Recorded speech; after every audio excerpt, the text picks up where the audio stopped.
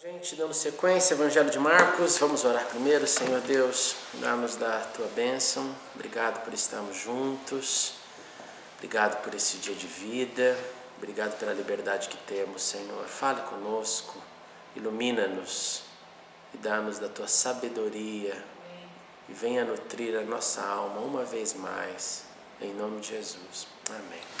Vamos lá, gente, uma breve recapitulação do que a gente fez a semana, a última aula que foi online, quando a gente falou sobre o fim da kashrut, você lembra dos alimentos? Eu queria dar só um pouco mais de background, por isso que eu acho interessante. Quando a gente fala das leis mosaicas sobre comida, anota aí junto nesse texto que eu acho que vai valer a pena para você, o texto básico é Levítico 11. Levítico 11, se você falar comigo ou se você ouvir, ele vai terminar assim, depois de todas as leis. Todo animal que se move rente ao chão lhe será proibido, vocês poderão comer animal algum que se move rente ao chão. Depois vem a indicação, né? Não se tornem impuros com eles, nem deixem que eles os tornem impuros. Olha que chocante, né? É uma associação. Pois eu sou o Senhor, o Deus de vocês, consagrem-se e sejam santos, porque eu sou santo. A lei coloca esse encorajamento de Deus sobre santidade vinculado à gastronomia. É bem chocante. Não se tornem impuros, eu sou o Senhor que os tirou da terra do Egito para ser o seu Deus, por isso sejam santos, porque eu sou santo. 2 vezes o texto fala isso, seguido, um atrás do outro. Isso está lá em Levítico 11. Aí nós vemos Jesus chegar e dizer, não tem nada disso. Ao dizer isso, Jesus declarou puro todos os alimentos, verso 19, capítulo 7. Fica tudo claro. Passa um pouquinho mais, vem o concílio de Atos, lembra? Atos capítulo 15. E aí a briga lá é o que vai fazer, qual vai ser a resolução para os gentios, como que fica o resultado? Fica, não comam sangue, animais estrangulados, nem consagrados aos ídolos. O que significa isso? Animal estrangulado, o sangue é retido, então o sangue é o problema. O sangue em si é o problema, porque segundo a lei a vida está no sangue, então também não coma. E aos ídolos. Por que o estrangulado ia ao sangue, primeiramente? Para que os gentios pudessem comer junto com os judeus e vice-versa, e os judeus comerem com os gentios. Então, no início da igreja primitiva, apesar de todos os animais, toda a comida, todo tipo de animal já está sendo declarado como puro, tem uma regra de convivência no concílio de Atos, que é para facilitar, porque senão um judeu de carteirinha vai dizer, não, eu não posso comer com essa pessoa. E o gentio pode também falar, não, mas eles não comem. Então, para acabar, para ter um ponto no meio aí, um meio termo, eu gosto da expressão em inglês, um common ground, onde a gente possa sentar e compartilhar, evite isso. O sangue estrangulado e consagrado a ídolo. Só que quem está escrevendo isso, quem é? Quem está escrevendo isso? Lucas está escrevendo isso. Depois vem Paulo e dá uma cutucada no negócio, porque tudo bem o sangue, tudo bem o animal estrangulado, mas e o consagrado ao ídolo? Aí você tem que pular lá para Coríntios capítulo 8, que é quando ele vai falar sobre os animais sacrificados e deixar claro o seguinte: já que tem gente que mantém a consciência de que algo que foi consagrado eu não posso, por causa da consciência da pessoa, não da sua, porque pra gente Deus é acima de tudo, melhor não comer, porque o camarada lá vai ficar angustiado se você comer perto dele. Como se não bastasse isso, ele fala um pouquinho mais ainda no capítulo 10 do mesmo livro, que é para aqueles que tinham uma pergunta sobre ir no mercado, Paulo. No mercado também tem comida consagrada ao ídolo. Lá você não pergunta. Capítulo 10, verso 25. Comam de tudo que se vende no mercado sem fazer perguntas, por causa da consciência. Pois do Senhor é a terra e tudo que nela existe. E é lindo que ele fala, lembra disso. E Paulo deixa essa tese bem clara. Pela consciência do outro, não da nossa, tá? Porque pra gente, Deus está acima de tudo. Mas por causa da fraca consciência de alguém, segura a onda ou não pergunta nada no mercado. Aí vem a última indicação, que é Paulo a Timóteo, capítulo 4, quando ele fala sobre o início do abandono da fé, as pessoas seguirão espíritos enganadores, 1 Timóteo 4, tais ensinamentos vêm de homens hipócritas, mentirosos, que têm a consciência cauterizada, proíbem o casamento, o consumo de alimentos que Deus criou Ensinamentos, homens e Paulo, mentirosos, que tem consciência cauterizada, proíbem casamento, o consumo de alimentos que Deus criou para serem recebidos com ação de graças, pelos que creem e conhecem a verdade, pois tudo que Deus criou é bom e nada deve ser rejeitado. E aí, de novo, parênteses, se for recebido com ações de graças, pois é santificado pela palavra de Deus e pela oração. Em outras palavras, eu acho muito interessante isso, a gente perceber isso, que Paulo, ele conhecedor do material de Lucas, ele ainda dá uma expandida final, para não ficar claro. Existe então a determinação do concílio, que é para a unidade, o common ground. Existe aquilo que deixa o gentil comer com o judeu. Existe a problemática do consagrado ao ídolo. Aí Paulo deixa claro, por causa da consciência do outro que é mais fraco, vamos ajudar. Mas não se esqueça, Deus está acima de tudo. Para a gente, na verdade, a gente pode tudo. A gente pode tudo. O que é muito chocante, eu acho lindo, como a partir de Marcos, que vem a rebelião, né? A rebelião positiva, que é, chega do que entra é impuro. Como o que quiser. Seria bem difícil, né? Para aqueles que gostam de carne mal passada, ficar sem elas não é algo tão fácil, né? Segundo, recapitulando, o caso da mulher cirofenícia, que é literalmente quando o episódio as migalhas. E aqui, por mais que a gente tente encontrar uma forma cultural de entender, o ponto aqui é que a mulher usa da argumentação e da fé. E na argumentação e da fé ela é abençoada. O que nos deixa como lição que você pode argumentar com o Senhor Deus. Pode. Você pode argumentar, conversar com Ele. Jesus fez isso. Ele fez isso. E se nessa argumentação for movida de fé, coisas podem acontecer. Às vezes não. Mas dá o pano de fundo para a gente. E por último, sobre a metodologia de Jesus, né? A cuspida, o toque na língua do camarada, o eftá em hebraico, o efatá. As palavras, não tente entender como Deus opera, como Deus faz. Porque tem horas que não dá. Tem horas que a lógica falha. Mas o ponto é que Ele faz. Ontem eu estava conversando bastante a esse respeito. O que muitas vezes a gente não entende as coisas porque a gente quer transportar a nossa mentalidade para a mentalidade de Deus. E o Deus é o divino. Ele tem um modo dele de agir e de pensar. Nós pensamos do nosso jeito. E nem sempre coincide. Algumas vezes coincide, mas nem sempre coincide. Então, exatamente. não queira achar como é que vai ser lá. Não tem como, e a sua palavra foi perfeita, porque o divino, usando uma palavra que é perigosa, mas que reflete bem a realidade, tem um pouco de místico, se a gente puder falar assim. Ou talvez muito de místico. A gente não entende. Não o misticismo negativo, mas o misticismo que a gente não entende. Aquele negócio que o sobrenatural. Não dá, tem coisas que não dá pra gente. Mas Ele faz.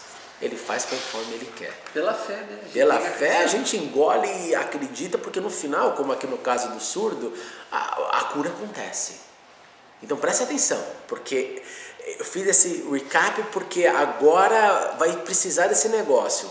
Nós falamos sobre alimentos agora liberados, fé de argumentação, a cura com uma metodologia fora do nosso padrão. Fora do nosso padrão humano, né? Porque às vezes a gente acha que deveria sempre usar a mesma metodologia, ser curado. Não, nesse caso Jesus bota a mão, cospe, pega lá, toca na língua. O padrão é do Senhor. Deixa isso na mente, agora sim, Marcos 8. Naqueles dias, outra vez reuniu-se uma grande multidão. Visto que não tinham nada para comer, Jesus chamou seus discípulos e disse: Eles tenham compaixão dessa multidão, já faz 3 dias que eles estão comigo e nada têm para comer. Se eu os mandar para casa com fome, vão desfalecer no caminho, porque alguns deles vieram de longe. Primeiro passo, Jesus claramente mostrando compaixão, preocupação com aqueles que o escutam. Verso 4. Os seus discípulos responderam: Onde neste lugar deserto poderia alguém conseguir pão suficiente para alimentá-los? Faz uma pausa, volta comigo ao capítulo 6, verso 34 de Marcos, onde a gente tem então a primeira multiplicação dos pães. Na primeira multiplicação, o contexto é esse: quando Jesus saiu do barco e viu uma grande multidão, 6,34, teve compaixão deles, porque eram como ovelhas sem pastor. Aqui o caso não é que eles estão 3 dias acompanhando a pregação e estão com fome. Eles parecem ovelhas desgarradas. E então começou a ensinar-lhes muitas coisas. Já era tarde, por isso seus discípulos aproximaram deles e disseram: este é um lugar deserto, já é tarde, manda o povo embora, para que possam ir ao campo, os vizinhos, comprar algo para comer. Ele, porém, respondeu: dê-lhes algo vocês de comer. Eles lhe disseram: isso exigiria 200 denários, trabalho de 8 meses de salário. Devemos gastar tanto dinheiro em pão e dar-lhes de comer? Bom, primeiro passo, lembrando, no primeiro eles têm dinheiro. Eles têm um caixa com 8 meses de salário. Bastante. É muita grana. É só você pensar, você tem 8 meses de salário no bolso, em advance, é uma grana, gente. Eles fazem a pergunta. Jesus está preocupado também com as suas ovelhas, mas parece que o esforço da primeira multiplicação é menor que da segunda, porque da segunda são 3 dias de peregrinação. Na segunda, o papo não vem com dinheiro. Na segunda, o papo é aonde nós poderíamos arrumar. Na primeira é, gastamos a grana? Na segunda é, aonde a gente vai encontrar? E Jesus responde: 5, quantos pães vocês têm? Perguntou Jesus. 7, responderam eles. Ele ordenou à multidão que se assentasse no chão, depois de tomar os 7 pães e dar graças, partiu-os e entregou aos seus discípulos para que os servissem à multidão, e eles os fizeram. Tinham também alguns peixes pequenos, ele deu graças igualmente por eles e disse aos seus discípulos que os distribuíssem. O povo comeu até fartar-se, ajuntando 7 cestos cheios de pedaços que sobraram. Cerca de 4.000 homens estavam presentes e, tendo-lhe despedidos, entrou no barco com seus discípulos e foi para a região de Dalmanuta. Olha que coisa linda. Número 1. Os discípulos fazem todos os erros iguaizinhos da primeira vez. Lembra quando eu falei uma vez que o sábio aprende com quem errou e não tenta? O inteligente erra uma vez e não erra mais. E o burro não para de errar. não para de errar. O burro inteligente e o sábio. É muito interessante isso. Os discípulos aqui, literalmente, eles mantêm o caminho do burro. Eles poderiam falar: primeira vez, tudo bem, né, gente? Tudo bem, a nossa preocupação era com dinheiro, é óbvio, todo grupo precisa ter uma contabilidade. Pensaram: será que vale a pena gastar essa grana nossa aí? Nós não sabemos o que vai acontecer no futuro. Tudo bem, uma preocupação eu acho muito legal. Mas daí Jesus foi lá e quebrou, falou: não é assim não. Agora, na segunda vez, você fazia um erro igualzinho. Igualzinho. E Jesus usa um método igualzinho. O método é... Quanto tem? O que tem aí? Tem isso. Então, deixa eu orar, deixa eu dar graças ao Pai. Olha que interessante, deixa eu dar graças. Não é Senhor, faz um milagre. Não, deixa eu dar graças. Agora vocês vão fazer a mesma coisa que fizeram da primeira vez. Vocês vão lá e distribuem. Na primeira a gente tinha 5.000 homens, mais mulheres e crianças. Na segunda vez a gente tinha 4.000 homens, mais mulheres e crianças. Na primeira vez nós sobramos 12 cestos. Na segunda vez nós sobramos 7 cestos. Ok? Número pleno, plenitude, muita comida. Alguns estudos indicam que talvez os 7 cestos, na verdade, aqui sejam maiores do que os 12 cestos da primeira vez. Porque os 12 cestos poderiam ser 12 pequenos cestos que cada um carregava para o seu próprio supply. E os 7 cestos aqui, um número maior, de 7 grandes cestos. Possibilidade, simplesmente como curiosidade para a gente pensar. Mas o que me intriga aqui é, esses caras viram a primeira multiplicação, eles viram a metodologia e nenhum deles, não tem o registro, não gente, lembra que eles fizeram. Alguns comentaristas dizem assim: eles sabiam que Jesus era capaz, mas jogaram a bola para ele. Eu realmente não suporto esse comentário. Porque quando você sabe uma coisa que seu Deus é capaz, a primeira coisa que a gente faz, e a gente fala isso entre nós, é o quê? Não. Deus já fez isso na minha vida uma vez, Ele pode fazer de novo. Não é assim que a gente faz? Você vê, se você contar uma história para mim que eu já vivi uma igualzinha e tenho algo de Deus, eu falo: não, para aí, Sandra. Olha, minha irmã, eu passei exatamente isso que você está passando, aconteceu assim, assim, assado, Deus... Aí você: olha, é verdade. Eu não fico quieto assim. Nunca vivi nada, não sei de nada, não tenho nada para contar. Não, peraí, eu estava na multiplicação. Eu teria que ter no mínimo aqui uma mão levantada e dizendo: Jesus, dá para fazer de novo?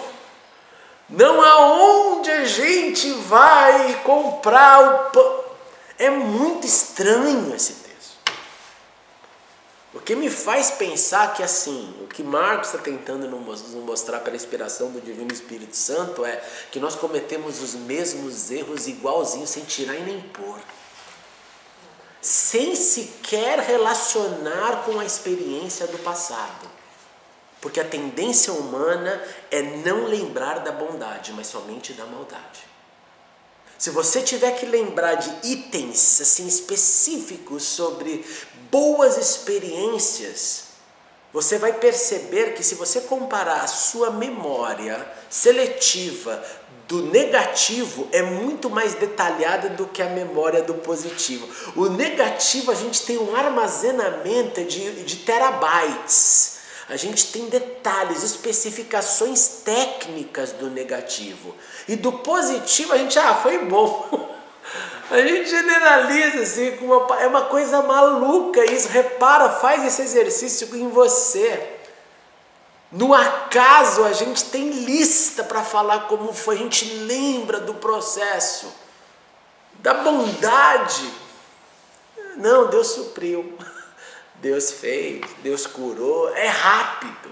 E esquece rápido. Esquece rápido. A gente não só armazena pouco, como a gente esquece por completo. Então presta atenção. O texto aqui, Marcos acaba então nos mostrando. Seres humanos repetem os mesmos erros da mesma maneira. Número 2. Seres humanos não são transformados pelos sinais que viram.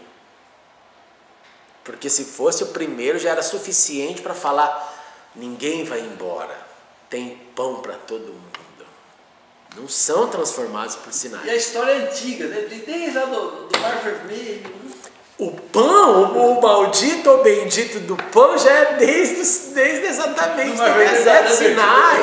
Já o maná, o que vai ter ou não vai? Depois que tem é reclamação, porque se tem esse milagre muitos dias também enche o saco. Vai ver os milagres, esquece rápido. É um negócio louco. Agora não acaba por aqui, o pior é isso. O pior é esse. Guarda então, você fez essa comparação com as outras porque não acaba. Essa história do pão não acaba. Vamos seguir. Verso 11. Os fariseus vieram e começaram a interrogar Jesus para pô-lo à prova. Verso 11. Pedindo um sinal do céu. Ele suspirou profundamente e disse: por que essa geração pede um sinal miraculoso? Eu lhes afirmo que nenhum sinal lhe será dado. Então se afastou deles, voltou para o barco e foi para o outro lado. Eu imagino a frustração de Marcos escrevendo isso. E escrevendo isso falando, caramba, acabou um sinal agora. O sinal fez com que tivessem 7 cestos de pedaço de pão. E o tema não muda. O tema não muda, eu quero outro. E teve a história do vinho, né?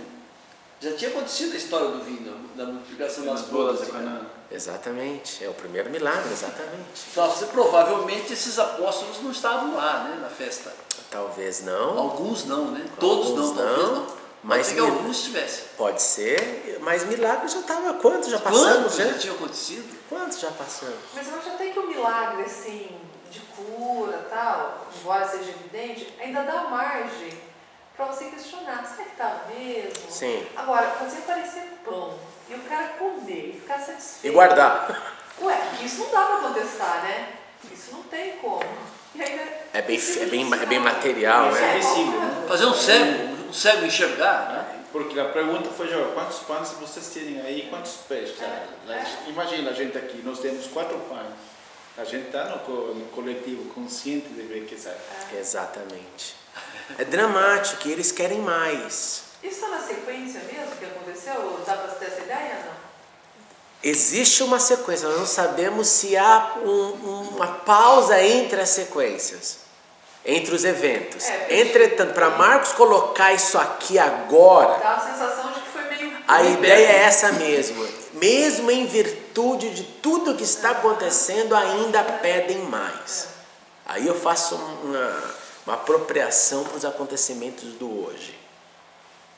Quem vive no movimento neopentecostal vive como um fariseu pedindo sinal e não percebe. Exato.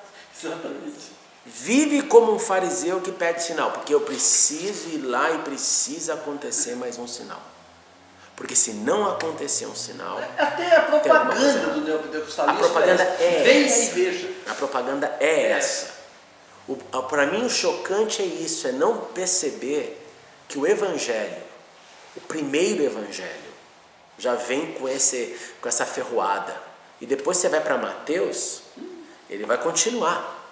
Ele vai até usar aqui depois aquela expressão, só vai ser dado o sinal é de Jonas. Lembra disso? Alguém que entra, que fica por 3 dias, ressurreição, como Jonas ficou 3 dias lá no fundo do mar e tal, e tal, e tal, e tal. Sinal que é ressurreição. Esse é o sinal, acabou.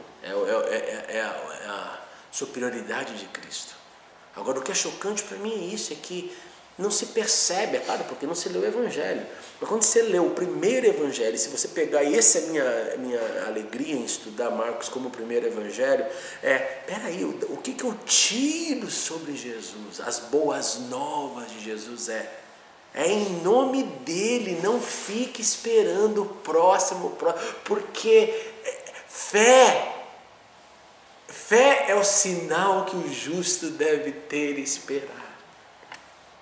Não sinais. Você não gosta que eles acontecem? Eu adoro quando eles acontecem. Eu fico feliz na vida. Fico feliz. Mas se eu colocar a minha prática espiritual em cima disso, eu estou roubado. Porque nesse episódio dessa multiplicação dos pães aí, a gente não precisa nem pensar em termos do Espírito Santo. Eles não tinham ainda a ação do Espírito Santo. Não, porque foi um negócio material que aconteceu. Foi. Um incrédulo, físico, qualquer uma pessoa ali. Opa, aconteceu qualquer coisa aqui. É diferente desse negócio da cura, que pode ser até exatamente, uma coisa, um milagre e tal, sobrenatural. Esse é um ponto muito sério. Mas esse não. Agora, gente, um outro detalhe. Quantos comeram na primeira? Homens? 5. Mas mulheres e crianças, como a gente sempre diz, mulher e criança é sempre mais do que homem. Uns 15 mil aí. Porque homem trabalha. Mulher. Não, segunda multiplicação, perdão. 4 mil. Também a gente pode chutar aí o quê? 12 mil aí. Fácil. Tudo junto. Nós estamos falando aí, nós estamos falando de gente pra caramba, né? Que, segundo vocês acabaram de constatar, comeram o milagre, pegaram o milagre. Cadê esse povo? O judeu, o maior exemplo é o judeu. Os 40 anos de peregrinação. Olha quanta coisa que eles maravilham. Acho ótimo a tua comparação, porque aqui a gente pode estar falando de Galileia dos gentios, e a sua comparação é o judeu no Antigo Testamento no deserto, vendo todos os milagres. De modo que se completa, seja gentil ou seja judeu. O sinal não tem essa validade de dar literalmente a fé genuína. É impressionante isso. É impressionante isso. Porque senão era para falar depois disso. E esses 10 mil, esses milhares passaram a ser seguidores de Jesus. Pegaram do pão, uns até guardaram, vou guardar como relíquia, guarda um pedacinho aí, porque esse pão aqui eu vi, o cara dava um pedaço, vinha outro, né? De 7, e cadê? Não, tá tudo bem, para casa, acabou. Gente, olha isso. É um caso de polícia. É caso de polícia. E eu então acho que esse mecanismo, ele alimenta um problema psicológico. É um problema psicológico, que é o problema a pessoa cega em virtude até da beleza que está acontecendo ali, e ele só quer um outro, ele só quer mais uma vez, e mais uma vez, mas isso não faz nenhuma profundidade na sua mente. É muito maluco. Você disse na última aula, né, que o milagre ele não sacia o desejo da mente, aquilo, né? Não sacia. É aquele momento, mas ele não vai preencher. Se você Não ficar se pegando só em milagre, você vai ficar vazio a vida toda. Perfeita palavra, vazio a vida toda. Mas ao mesmo tempo eu volto a dizer, nós gostamos de milagres? Sim. Sem dúvida, é lindo. É lindo. Nós precisamos, nós somos recipientes deles na nossa existência, mas não sustentam nada. Não sustentam nada. Verso 14. Os discípulos haviam se esquecido de levar pão. O pão não acaba, né? A não ser um pão que tinham consigo no barco. Advertiu-os Jesus: estejam atentos e tenham cuidado com o fermento dos fariseus e com o fermento de Herodes. Se você quiser escrever na sua Bíblia para você não errar, nós estamos falando de Herodes Antipas nesse momento. E eles discutiam entre si: é porque não temos pão. Percebendo a discussão, Jesus lhes perguntou: por que vocês estão discutindo ainda sobre terem pão? Ainda não compreenderam nem perceberam? O coração de vocês está endurecido. Vocês têm olhos, mas não veem, têm ouvidos, mas não ouvem. Não se lembram? Quando eu parti os 5 pães para os 5.000, quantos cestos cheios de pedaços vocês recolheram? 12, responderam eles. E quando eu parti os 7 pães para os 4.000, quantos cestos cheios de pedaços vocês recolheram? 7, responderam eles. Ele lhes disse: vocês ainda não entendem? Bom, primeiro ponto. Esse texto aqui é bem tricky, olha só que legal. Os discípulos esqueceram de pegar pão. Havia sobrado pão no evento anterior. Se houve pausa ou não, fato aqui é claro, eles esqueceram de levar pão para o barco. Ponto. Simplesmente isso, esqueceram de levar a provisão do pão. Mais nada. Jesus entra na sequência, uma vez que percebeu que a temática era: gente, não trouxemos pão para comida. Jesus entra simplesmente na temática e joga uma frase. E a frase é: galera, por falar em pão, né? O perigo mesmo é o bendito do fermento, hein? Fermento dos fariseus, fermento de Herodes. O problema mesmo é aquela partícula pequena que contamina toda a massa. O problema todo é aquelas coisas que começam quase que insignificantes e vão se proliferando. Esse é o problema, viu, gente? O problema aqui não é o pão que vocês esqueceram, não. Ele só pega a imagem do pão que está na discussão e amplia para um problema sério, que é o problema de coisas que começam pequenas, insignificantes, mas vão dando asa, vão dando ouvidos e elas se tornam grandes. Era para acabar aí a conversa. Mas os camaradas começam: tá vendo? Foi porque você não trouxe pão. Tá vendo? Você que esqueceu, Roy. Era pra gente, tá bom, o problema é ser pão. Aí Jesus então entra com eles falando: vocês não entenderam realmente nada. Aí Jesus, olha que legal, Marcos faz isso de uma maneira linda. Jesus faz o recap dos eventos do pão. Você vê que vem literalmente o resumo das 2 multiplicações com data, com números. Querendo dizer, se eu tivesse aqui dando uma bronca em vocês porque vocês esqueceram pão, eu estaria contra aos milagres que eu fiz anteriormente. Então esse aqui não é o ponto. Porque pão pra gente não é problema. Vocês não lembram que eles se multiplicaram? Eu não estou falando disso. Mas eu estou usando a figura da discussão de vocês para falar sobre algo que está relacionado com o pão, o fermento, e que ele sim, a linguagem, o símbolo, o que ele representa é contaminação. É contaminação. Em outras palavras, o que a gente aprende aqui que mesmo Jesus tinha problemas de comunicação com seus discípulos. Em outras palavras, aquilo que ele falava às vezes não era aquilo que era compreendido pelos seus discípulos, mesmo quando a conversa não era uma parábola enorme, era só uma frase, né? Galera, cuidado com os fariseus, cuidado com Herodes, aquelas metodologias deles lá, hein? A galera já pira, não, já está falando mal da gente, já está falando... Sabe quando você pega, aquela carapuça que ninguém lançou, né? Não, está falando mal de mim. Eu não falei nada, pelo amor de Deus, eu estou falando. Eu só peguei porque você citou cobra. Você citou que você comprou um sapato de couro de cobra. E eu falei, nossa, falei em sapato de couro de cobra, cuidado com a cobra maior que é o diabo. Mas não tem nada a ver com o teu sapato. O sapato é teu, o problema é teu. Tá tudo bem com o teu sapato, não tem nada a ver com ele. Não é interessante isso? Como as coisas são, né? Mesmo no inner circle, Jesus falando com os seus discípulos, fica ainda buraco para entender ou não. Verso 22, eles foram para Betsaida e algumas pessoas trouxeram o cego a Jesus, suplicando-lhe que tocasse nele.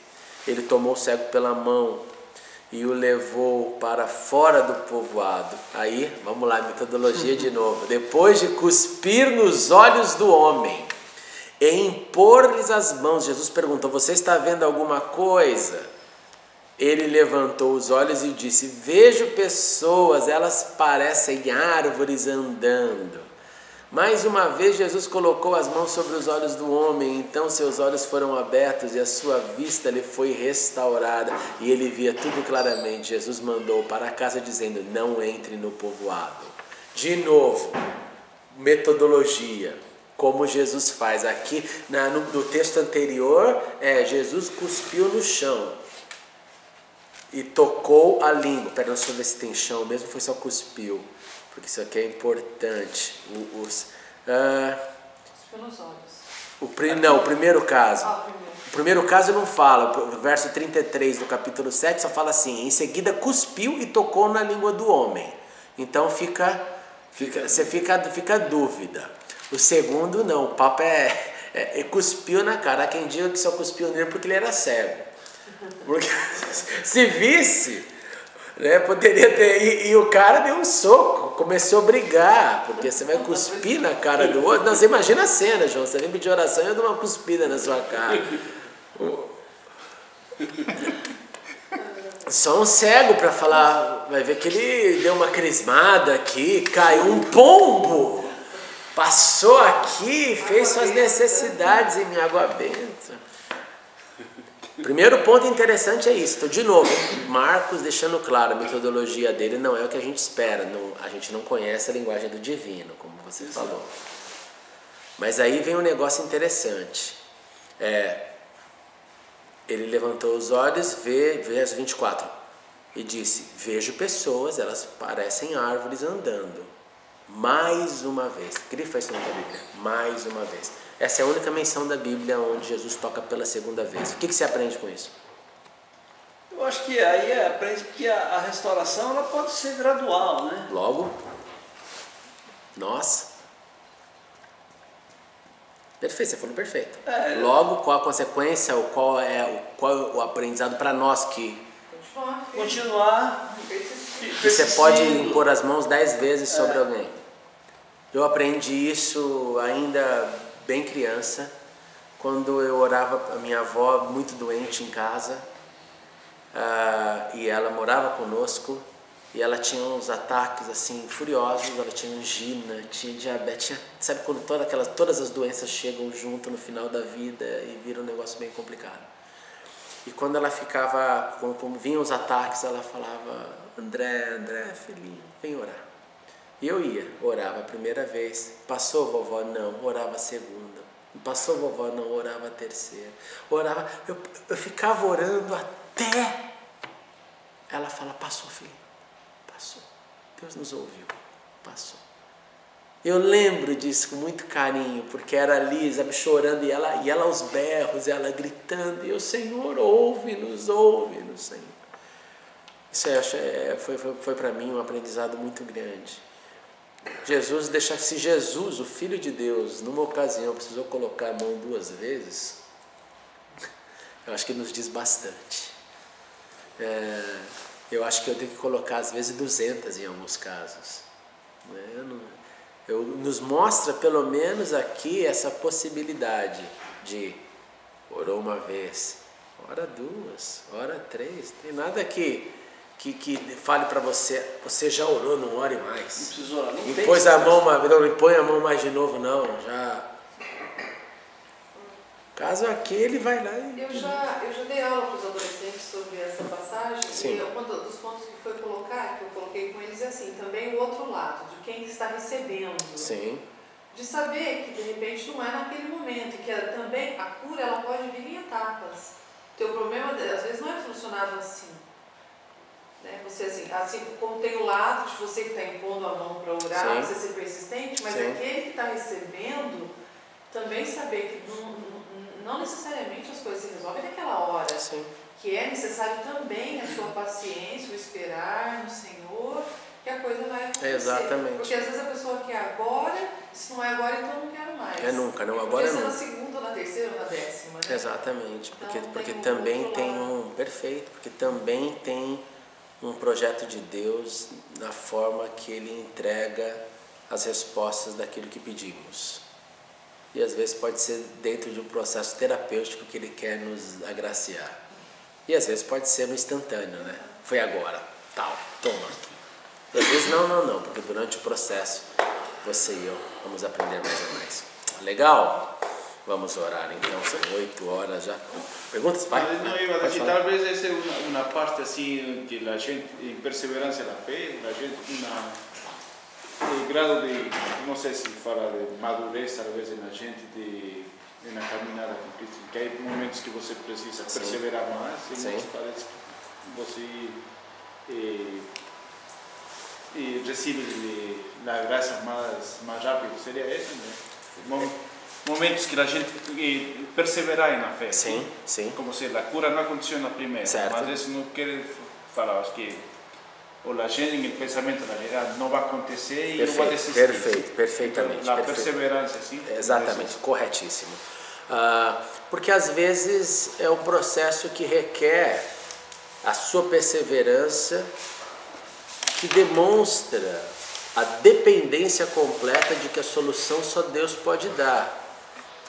E às vezes nessa conquista terapêutica, homeopática, né, devagar, isso vai construindo também na gente perseverança, fé, até a coisa se acontecer. E assim, eu acho que a maioria das coisas são assim na vida, né? As coisas não acontecem assim. Não. A maioria é um resultado de perseverança. E aqui que eu acho que entra as palavras de Tiago de uma maneira linda, né? Para ter resultado completo, a perseverança tem que ir até o final. Eu acho que isso é em todas as instâncias da vida, né? No que você espera, no que você quer ser agraciado. E a gente tem a ver com conoce fé. mais a gente, é mais grato quando eu assim, não perseverei, quando assim, me vinha voltar a minha memória agora sobre a carteira, assim. Eu quando perdi o carro preto, quando a gente se conheceu. Sim. E eu fiquei aí perdi a carteira, a polícia me deu 13 pontos de... Lembrei. E eu, assim, foi um compromisso meu com Exato, Deus. lembrei. Eu não vou dirigir essa tirar minha carteira aqui, passou 3 anos. Né? 3 anos. Mas assim, eu dou um valor à minha carteira. Muito obrigado por assistir a mensagem. Clique agora em inscreva-se para se cadastrar no canal e ser avisado de todas as novidades. Se você quiser ajudar na divulgação, clique em gostei e adicione o vídeo nos favoritos. Não se esqueça também de conferir as mensagens anteriores. Obrigado e até a próxima.